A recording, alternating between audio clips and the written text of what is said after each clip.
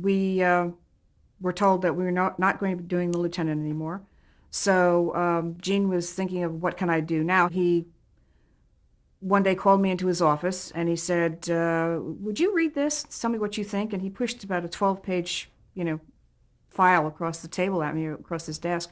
And I took it home and I read it, and it was called Star Trek. And I really liked it. And I came in the next day and said, I really like it. And who's going to play Spock? Because that was the character I was most interested in right from the beginning. And he pushed a picture of Leonard Nimoy across his desk at me and said, I think him. And the next call came, not long after that Gene Roddenberry wanted to meet.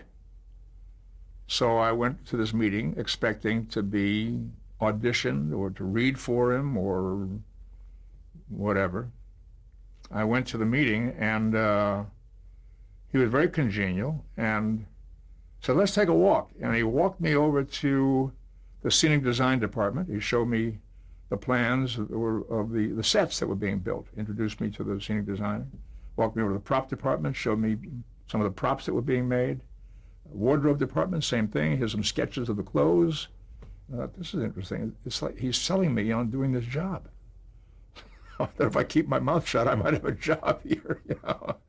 What Gene did with Star Trek was to use television at the time when the nation was turbulent with political, social, cultural change. I mean, we had the Vietnam War going, which was tearing this country apart.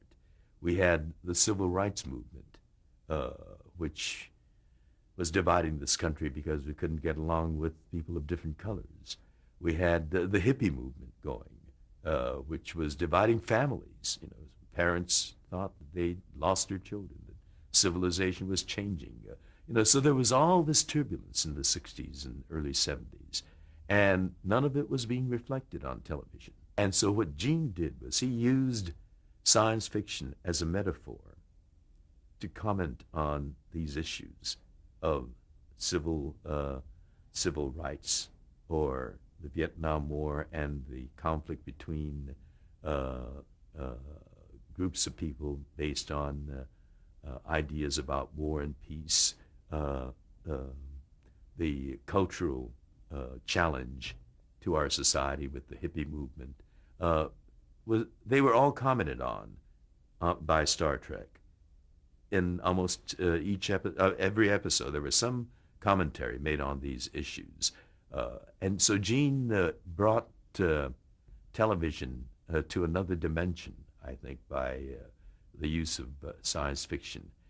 I think that the mystique of Star Trek, the legend, the mythological proportions of Star Trek provide something that's missing in people's consciousness, psyche.